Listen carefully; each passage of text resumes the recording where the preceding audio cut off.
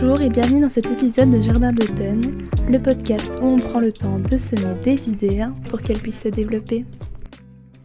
Bienvenue dans cet épisode du podcast. Aujourd'hui, j'accueille au micro de Jardin d'automne Stéphane Adam, avec qui on va parler de vieillissement et d'agisme. Il y a toujours quelque chose qui nous transporte et donc c'est ça qui est passionnant, c'est de chercher ce qui habite et transporte cette personne et d'apprendre d'elle, quoi. Donc, ouais. L'agisme, c'est un terme proposé initialement par Butler pour désigner toutes les formes de discrimination, de ségrégation ou de mépris qui sont fondées sur l'âge. Je vous invite donc à rejoindre ma discussion avec Stéphane Adam, dans laquelle on parlera de la vision actuelle du vieillissement dans nos sociétés, de l'impact qu'elle peut avoir sur les personnes dites âgées et de ce qui est possible de faire ou à quoi être attentif. Stéphane Adam, donc professeur de psychologie du vieillissement à l'Université de Liège depuis 2010 et responsable d'une unité qui s'appelle l'unité de psychologie de la sénescence où on fait des travaux sur les enjeux sociétaux liés en termes de santé mentale par rapport à la question de la personne âgée et on a aussi lancé récemment, il y a un an, une spin-off qui s'appelle Liage pour Live Your Age qui a pour objectif aussi de sensibiliser, former, faire des audits de qualité de vie particulièrement dans les secteurs des maisons de repos et de soins. La première question que j'ai envie de vous poser, c'est à quel moment vous vous intéressez au domaine du vieillissement ? Parce que j'ai l'impression que souvent, dans les études plus paramédicales, et même médicales, c'est pas le secteur qui saute aux yeux des étudiants. On n'a pas envie d'aller en gériatrie, on n'a pas envie d'aller en maison de repos. À quel moment vous vous dites « Tiens, ça me parle ». On me pose souvent la question, et donc je réponds chaque fois que c'est purement le fait du hasard. Donc en psycho, quand je faisais mes études, je suis sorti il y a déjà quelques années, il n'y avait pratiquement aucun cours sur le vieillissement. Ce qui est le cas dans beaucoup de secteurs de santé, où la majorité des gens que je vais être amené à soigner sont des personnes âgées, et pourtant j'ai peu, voire pas de cours sur le vieillissement dans ma formation en cursus de base, quoi. Et donc comment est-ce que je me suis orienté là-dedans, c'est que quand j'ai fini mes études, où j'étais plutôt dans une orientation de type neuropsy, on m'a proposé un poste dans un projet pilote qui était le centre de jour de la mémoire qui se trouve toujours au Polyclinique Brûle actuellement et qui avait pour objectif de la prise en charge de la maladie d'Alzheimer et le maintien à domicile des personnes. Donc naturellement, quand on vous propose un poste, vous dites pas non, enfin en tout cas c'était mon cas, je ne disais pas non, j'étais même plutôt content. Et c'est par ce biais-là que j'ai commencé à m'intéresser à la question du vieillissement sous un spectre très négatif, puisque c'est sous l'angle de la maladie d'Alzheimer, et ça a été une découverte et une passion. Donc, et puis ça a lancé ma recherche par la suite, et ça a maintenu mon intérêt sur cette population-là, quoi. Mais donc c'est effectivement purement le fait du hasard. Et quand vous arrivez justement dans ce premier poste, dans une clinique de la mémoire, qu'est-ce qui vous frappe ? Quelle est votre première impression d'un service justement comme ça qui prend en charge des personnes âgées en plus à tête d'une pathologie ? Un certain étonnement de découvrir cette population-là, par le fait de me dire mais comment se fait-il qu'on n'en ait pas parlé avant, vu le fait que ça concerne un nombre important de personnes. Donc une sorte de contraste entre quand on était engagé au centre de jour, on était à mi-temps où on voyait des patients et l'autre mi-temps on lisait des articles scientifiques et on apprenait qui sont ces personnes, quoi. Donc ce qui était à la fois passionnant et à la fois un peu étrange de se dire qu'on commence à intervenir avec des gens pour lesquels on se sent relativement peu outillé et démuni, puisque c'est une population qui était complètement invisibilisée dans nos formations de base, en fait. Et donc voilà, c'était un peu comme une mise en abîme du contexte où maintenant, par le fait de l'option vieillissement, par le cours que je donne et auquel vous avez assisté, je pense, en bachelier, c'est une façon d'interpeller les étudiants, de les sensibiliser à ces questions, voire même de susciter des vocations. Et quand vous arrivez, à ce moment-là, quelle est votre vision de la personne âgée ? Quand je commençais mon travail donc au centre de jour, ma vision était celle de la population générale sans doute au départ, c'est-à-dire une vision un peu biaisée. Et l'avantage était d'être confronté à la fois à ces populations en clinique tout en lisant les articles par la suite et de se rendre compte que cette vision un peu biaisée qu'on pouvait avoir au départ était loin de correspondre à la réalité du terrain. Et donc c'est sans doute probablement ce qui a mobiliser ma motivation et mon envie de continuer à travailler dans ce domaine, quoi, certainement. Et cette vision, du coup, la vision de la population générale, c'est une vision qu'on connaît, qui est plutôt négative. Je sais que vous aimez bien donner les 5 premiers mots qui viennent à l'esprit d'une personne quand on lui demande de nous parler d'une personne âgée, et c'est des termes qui sont plutôt négatifs. Oui, donc effectivement, dès qu'on pose cette question, donc quels sont les 5 premiers mots qui viennent à l'esprit quand vous pensez à une personne jeune? On va avoir des mots comme dynamisme, insouciance, énergie, et donc des mots qui ont quand même une connotation très positive. Et quand on retourne la même question vers la personne âgée, bien sûr qu'on a sagesse, expérience qui sont produits, mais qui sont plutôt en queue de peloton et en pole position, c'est déclin, perte, maladie, mort, et donc des mots qui ont une connotation extrêmement négative, effectivement, et qui montrent l'ambivalence que nous avons par rapport à la question de la personne âgée, et ça c'est vrai à peu près partout. Dès qu'on pose cette question, et c'est ça qui est plus interpellant, encore plus vrai, dans le secteur des soins. Donc on a publié plusieurs études où on montre que la vision du vieillissement est plus négative chez les soignants qu'elle ne l'est dans la population générale. Et donc c'est naturellement interpellant, puisque ces soignants vont être confrontés dans leur pratique quotidienne à des personnes âgées, personnes pour lesquelles ils ont peu de formation et pour lesquelles ils sont entachés d'une vision extrêmement négative. Et donc ça interpelle sur la manière d'accompagner, de gérer cette population dans le secteur des soins. Un personnel de soins de santé va avoir parfois plus de 50% de sa patientèle qui va être une personne âgée, alors que dans leur formation, parfois ils n'ont même pas un seul cours parlant du vieillissement. Oui, donc on sait que, à part les pédiatres, plus de 50% des gens que je vais suivre sont des personnes âgées en effet, hein. Donc si on est dans le domaine de l'oncologie, cancer, c'est 70% des personnes. Si vous êtes médecin généraliste, c'est 50% de votre patientèle. Si vous travaillez dans le soin à domicile, ça correspond à peu près à 80% du public que je vais côtoyer. Si vous travaillez en maison de repos, c'est 100% du public. Et effectivement, en moyenne, à peine 4% des contenus de cours concernent le vieillissement, et en général, c'est des cours qui sont là pour dépeindre tous les pépins de santé et toutes les difficultés que ces personnes vont rencontrer ou rencontrent. Et donc ça biaise, même la formation biaise le regard des soignants. On avait fait une étude avec une infirmière où on avait interrogé tous les étudiants en formation d'infirmiers et d'infirmières de première, deuxième, troisième, quatrième année, avec l'idée qui est, est-ce que je rentre dans les études de soins avec une vision négative, ou est-ce que je la développe au fur et à mesure de ma formation? Et effectivement, on a pu montrer que la vision était plus négative en quatrième année ou troisième année d'infirmier et infirmière que les étudiants de première année. Ça veut dire que le contenu de la formation a développé cette vision négative, et donc ça c'est quand même très interpellant. Et donc j'avais été aussi sollicité par une étudiante de médecine générale d'Erasme, donc de l'ULB, qui souhaitait faire un travail type mémoire vers le public des seniors. Et donc j'avais un peu interrogé, et donc elle m'a expliqué que sur 6 années d'études, donc elle avait 360 crédits de formation à compléter, et bien sur ces 360 crédits, sur 6 années, 3 concernent la personne âgée. Et donc oui, naturellement, on ne peut plus interpellant. C'est comme si je vous invitais à soigner ou accompagner une population d'autistes sans jamais avoir eu une seule heure de cours dans votre cursus sur qu'est-ce que l'autisme et quels sont les facteurs qui prédisposent à une bonne qualité de vie ou une bonne santé pour ce public spécifique. Donc là, il y a un peu quelque chose de paradoxal, quoi. Et pourquoi, dans notre société, la vision du vieillissement elle est si négative? Pourquoi il y a si peu de choses justement qui ont été mises en place?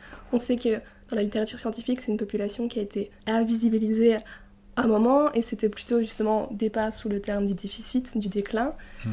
Pourquoi dans notre société, le vieillissement est débat sous cet angle-là, et pas sous un angle plutôt positif de l'expérience, de pouvoir retirer, de pouvoir partager, transmettre, et d'autres rôles que les personnes âgées jouent au quotidien? Je pense que l'actualité vraiment la présente, telle qu'on le voit dans les médias français, illustre la raison. Donc vous voyez qu'il y a pas mal de manifestations liées à la question de la retraite et de l'augmentation de l'âge de la retraite, donc de 62 à 64 ans en France.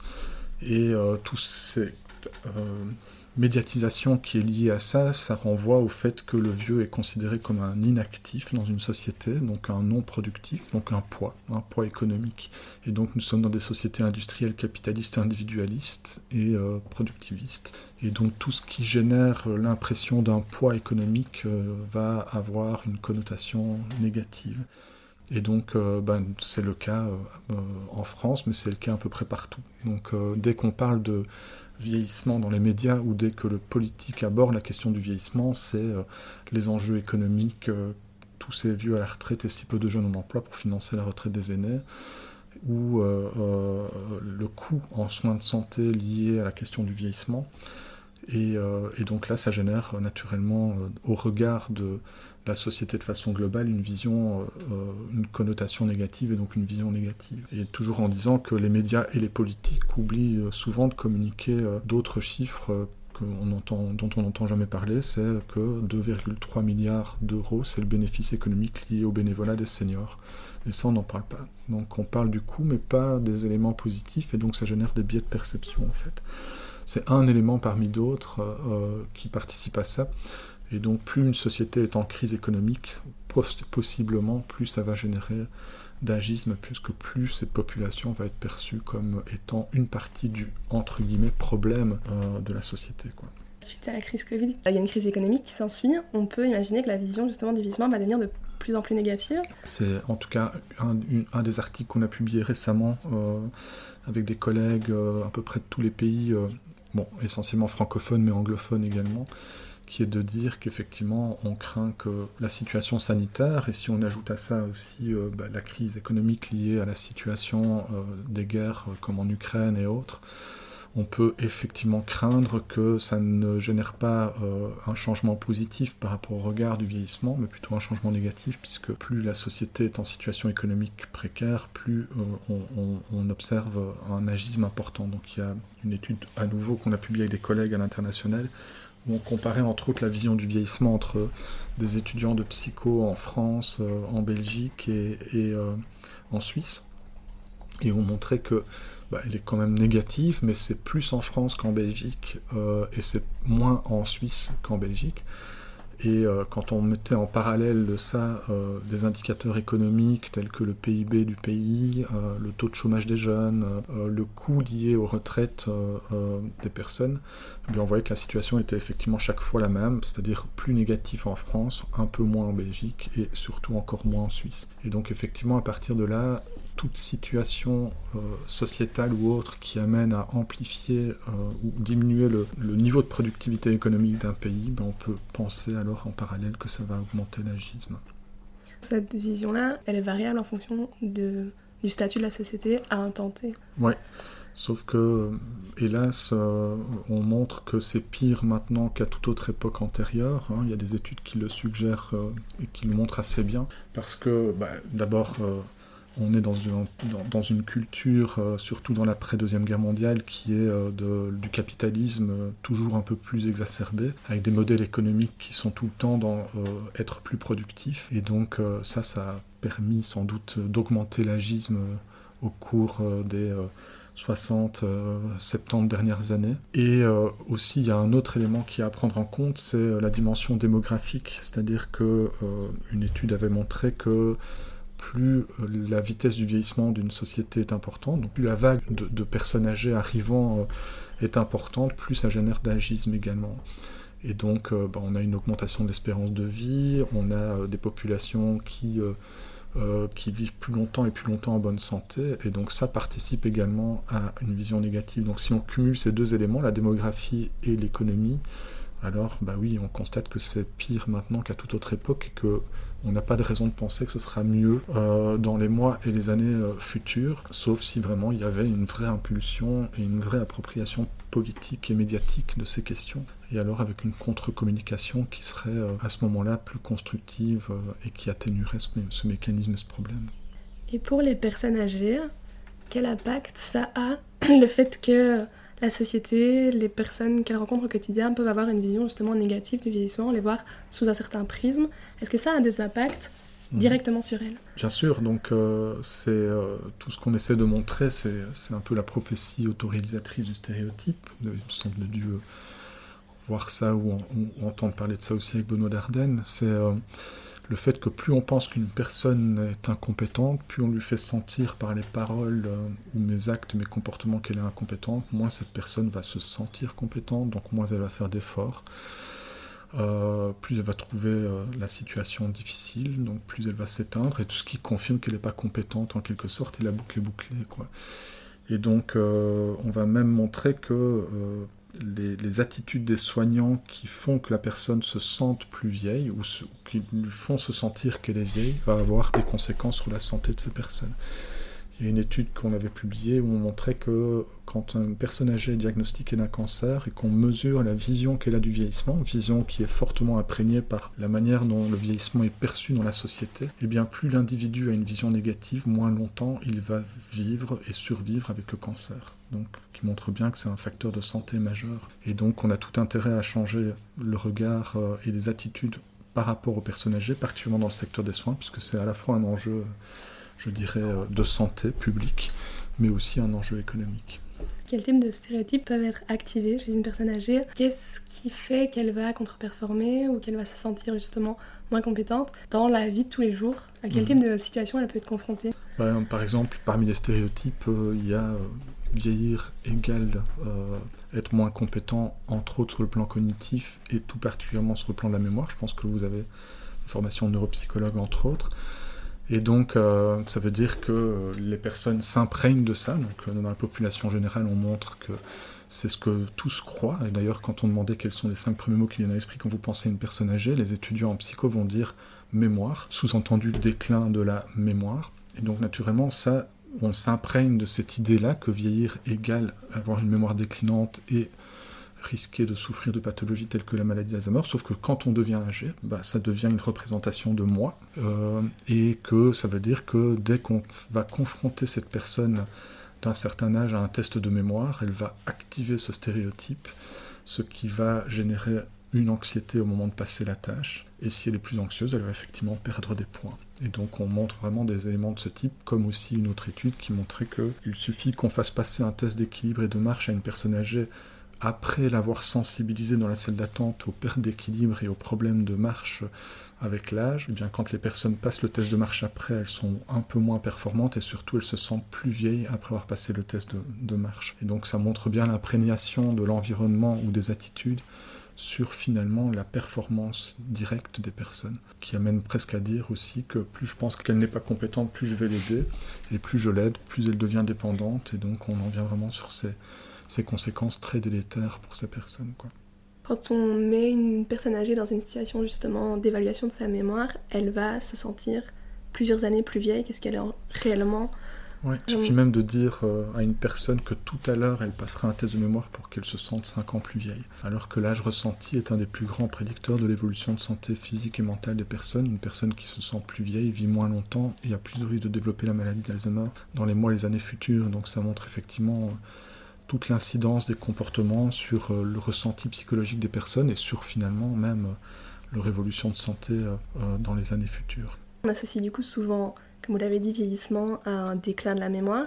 Je pense que la majorité des gens n'associent pas forcément le vieillissement à la peur de mourir, mais plutôt à la peur de perdre la tête, de ne plus avoir des capacités physiques. C'est vraiment cette peur du déclin. Oui, c'est quand on interroge les gens, qu'est-ce qui vous fait le plus peur dans la perspective de votre vieillissement, c'est perdre la tête en pole position.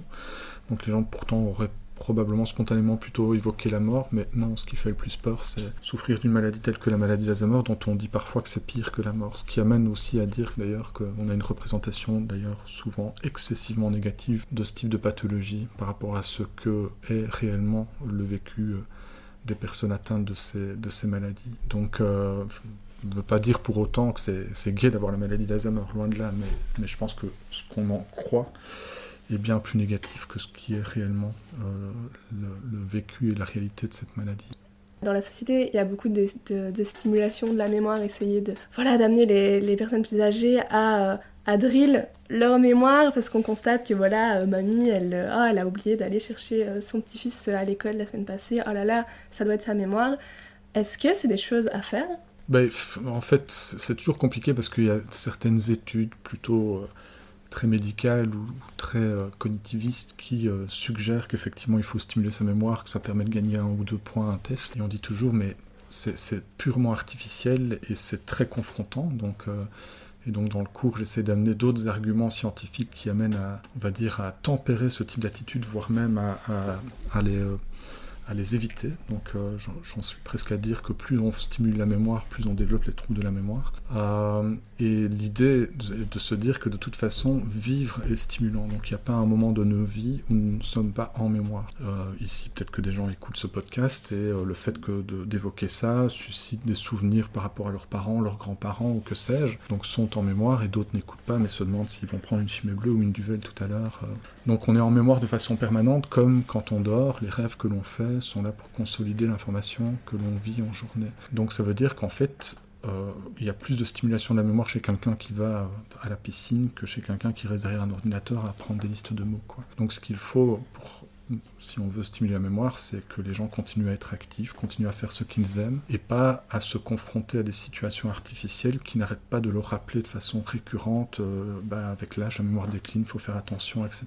Ce qui amène à des phénomènes, des mécanismes psychologiques d'hypervigilance sur le symptôme, de crainte, d'anxiété aussi par rapport aux symptômes, et donc qui ont pour conséquence potentiellement de développer le symptôme. Donc c'est un peu en quelque sorte de dire que l'intention de stimuler la mémoire est peut-être bonne, mais la manière dont on le fait génère plus de problèmes que de solutions. Et donc le but d'ailleurs de l'intervention, quand on parlait de boucler la boucle avec le centre de jour, était justement plutôt de mettre en valeur les compétences de personnes et par cette mise en valeur de les rendre actifs et donc de les stimuler, mais sans leur dire, presque à l'insu de leur plein gré, quoi. Donc la meilleure action qui soit et la meilleure intervention qui soit est celle qui ne se dit pas et qui ne se communique pas.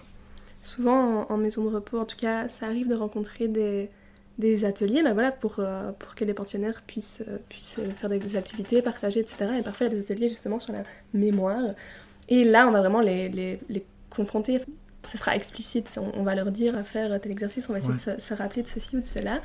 Dans ce que j'entends, c'est pas quelque chose à faire, mais qu'est-ce qu'on fait alors ? On vit avec eux, on leur demande de participer à la vie de tous les jours, on parle avec eux. Je donne chaque fois cet exemple, il y a un atelier de mémoire qui s'appelle la réminiscence thérapie, où je présente des photos, comme la photo de la Tour Eiffel, et on demande à chacun son tour, aux résidents autour de la table, de récupérer un souvenir personnel, parce que c'est bien, c'est stimulant. Et donc effectivement, plus je récupère des souvenirs personnels, plus ils se consolident en mémoire, sauf que là c'est dans un atelier artificiel, confrontant, alors que si je sais qu'une personne a vécu à Paris, dans une conversation, je peux lui dire que bientôt je dois aller à Paris, que me conseille-t-elle d'aller voir, et sous couvert d'une simple conversation, elle est en train de récupérer des souvenirs personnels, et donc elle est stimulée, mais sans qu'on la confronte à son vieillissement, ou qu'on la stigmatise au travers de l'exercice. Et donc c'est ça l'enjeu, c'est l'intention souvent louable, mais une formalisation qui est toujours un peu confrontante, médicalisante, et qui, paradoxalement, génère plus de symptômes et de problèmes que de solutions, alors que simplement vivre avec ces personnes, les mettre en valeur, apprendre à les connaître, apprendre d'elles, comme une première patiente qui m'a appris à tricoter, ou qui m'apprend du crochet d'art, ou qui est passionnée par le jardinage et qui m'en apprendrait beaucoup. C'est comme ça qu'on stimule la mémoire des gens, quoi. Je sais que vous avez fait un rapport il y a quelques années par rapport au modèle attitudinal justement des maisons de repos. Mm-hmm. Est-ce que dans les recommandations que vous avez pu faire à l'époque, il y a des choses qui ont déjà été mises en place ou qui vont se mettre en place ? Alors, ouais, en tout cas, c'est un rapport qui était dans le cadre de la crise sanitaire, donc il date de 2 ans maintenant, 2021. Donc il y avait encore toute la crise sanitaire qui impactait encore le secteur des maisons de repos. Et donc oui, de ce rapport, il y a eu une sollicitation d'une audition dans le cadre de la commission parlementaire qui essayait de tirer des enseignements de la crise sanitaire, particulièrement pour le secteur institutionnel pour personnes âgées. Et de ça, j'ai eu une autre mission par la suite d'experts pour un comité de parlementaires wallons pour réfléchir aux enjeux du bien vieillir en Wallonie. Donc il y a eu un rapport aussi qui a été communiqué au Parlement il y a 1 an maintenant, donc c'était en mai dernier. Et effectivement, donc d'autres sollicitations ont été qui d'ailleurs prennent pas mal de temps et expliquent parfois un peu la difficulté de l'accumulation des missions, mais dans le sens où il y a eu des sollicitations de nouveau par les partis politiques ou dans essayer de modifier les normes ou de réfléchir à une autre forme d'accompagnement du vieillissement dans les milieux des maisons de repos. Donc il y a des choses qui sont en train de bouger effectivement, donc on pourrait dire qu'au moins un des enseignements positifs de la crise c'est une prise de conscience.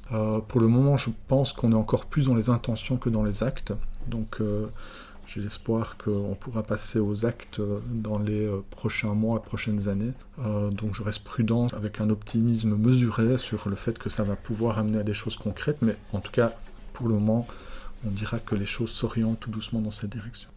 En tant que personne, que ce soit dans les soins de santé, que ce soit par rapport à nos grands-parents, nos parents, qu'est-ce qu'on peut essayer de mettre en place ou à quoi est-ce qu'il faut être attentif pour ne pas justement pouvoir peut-être précipiter parfois un vieillissement qui n'aurait peut-être pas eu lieu si on n'avait pas eu des attitudes négatives.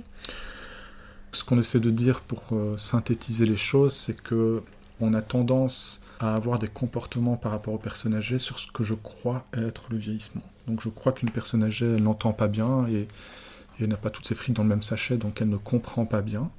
Sur cette croyance-là, je vais être enclin à parler plus fort avec toutes les personnes âgées. Donc en faisant ça, j'applique à 100% des personnes ce qui n'est utile qu'à une partie d'entre elles. Donc quand on a entre 70 et 80 ans, 50% des personnes dans cette tranche d'âge ont des problèmes d'audition. Donc parler plus fort, c'est utile pour 1 sur 2. Mais par contre, cette tendance à parler plus fort et à être un peu infantilisant dans la manière de parler va avoir des conséquences négatives pour l'autre moitié des personnes. Ça veut dire que j'applique une aide à 100% des personnes parce que je crois que vieillir c'est. Alors que ce qu'on dit, c'est qu'il faut parler normalement à toutes les personnes âgées, constater qu'1 sur 2 me demande de répéter, et pour ces personnes-là, adapter mon discours en conséquence. Ça veut dire que l'aide que je porte est basée sur ce que je constate objectivement, et pas sur ce que je crois subjectivement. Et donc ça veut dire qu'on doit avoir un comportement, la règle c'est que quel que soit l'âge d'une personne, je dois avoir le même comportement que j'aurais avec n'importe qui de plus jeune, et que j'adapte ce comportement, si nécessaire, en fonction d'un constat objectif d'une nécessité de cette adaptation. Est-ce qu'on peut parler d'agisme bienveillant dans ce cas-là ? Bien sûr, c'est d'ailleurs la majorité de l'agisme est bienveillant, pourrait-on dire, à savoir que je vais être enclin à voir chez la personne âgée une personne gentille mais pas très compétente, dépendante, et donc je vais être enclin presque spontanément à vouloir l'aider, mais sous un comportement qui est un peu paternaliste, bienveillant, trop excessivement aidant, et avec les conséquences délétères que ça peut avoir. Donc en disant chaque fois, le jour où quelqu'un se lèvera dans le bus pour vous laisser vous asseoir, c'est super, c'est du civisme, mais ce jour-là, vous allez vous ramasser un sacré coup de vieux. Donc on voit bien le côté bienveillant de l'attitude, mais le ressenti qui peut parfois être mal vécu pour la personne qui bénéficie de cette aide. Donc si je résume un peu, les conseils, ce serait de traiter une personne âgée comme n'importe quelle autre personne, jusqu'à constater peut-être leurs besoins supplémentaires parce qu'il y a objectivement un déclin. Essayer de, dans ces mots, ne pas activer des stéréotypes afin de ne pas la faire se sentir plus vieille, moins compétente, pour ne pas qu'elle contre-performe. Et aussi s'instruire sur le fait que le vieillissement, dans la réalité des faits, c'est oui, une certaine partie de la population va avoir des changements liés à l'âge, mais une autre non. Et il ne faut pas mettre tout le monde dans le même panier et vraiment associer vieillissement à déclin, mémoire, mourir. Est-ce que vous avez peut-être des ressources, des films, des articles, des livres qui traitent du vieillissement et qui permettraient aux personnes qui nous écoutent de découvrir un autre angle de vue, une autre vision que la vision parfois transmise dans la société ? Alors, c'est marrant parce que si je pense à des films ou autres, en général, ce qu'on essaie de dire d'ailleurs, c'est qu'il y a très peu de personnages de dessins animés de Disney âgés, et quand ils le sont, c'est essentiellement Cruella dans Les 100 Dalmatiens, La vieille sorcière dans Blanche-Neige, ou Merlin qui est gentil, hein, mais il est un peu fou, quoi. Donc, enfin voilà, donc pour dire que je n'ai pas de film que je serais enclin à mettre en avant comme ça de but en blanc. C'est la même chose dans la musique, par exemple.